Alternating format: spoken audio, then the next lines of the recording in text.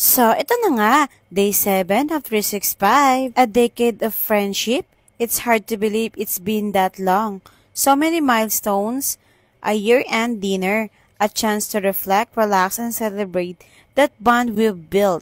For the first time in ages, it's not about the kids or the chaos, it's just us. It feels like we've just met yesterday, but here we are, 10 years, for kids, a tons of memories, and so many laughs. I'm so grateful for moments like this, the shared memories, the simple joy of being together. It's rare to find friends who understand the chaos, the struggles, and the victories. These women, they've been my rock. Okay, so this is a little something to celebrate. Our decade of friendship. We've shared so much, so many highs, so many lows, but through it all, we've been there for each other. Oh my god, this is perfect. I love it. I can't believe you thought of this. It's beautiful just like our friendship. This will be definitely my new favorite piece. Every time I wear it, I remember all the laughter, the late nights, chats, the hugs during tough times, and just how lucky I am to have each of you. I wouldn't trade it for anything. This is everything.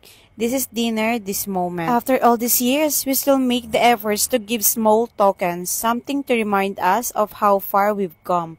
Hindi ko alam kung paano ko pinagdadaanan lahat ng ito, being a mom, being a friend, trying to find myself in the midst of chaos. But one thing's for sure, I can't imagine going through without them. Alam nating hindi perfect ang lahat, but I'm sharing to realize it's all worth it. Every minute spent with the kids, every moment spent with my friends. Kasi sa end of the day, you were all just trying our best. And I can't wait to see where the next decade takes us. Pero for now, I'm savoring every second of this. Tonight, I'm just here, no rush, no guilt. A year-end dinner with these people who've been there for me through thick and thin. Sa huli, is not just about the big milestone.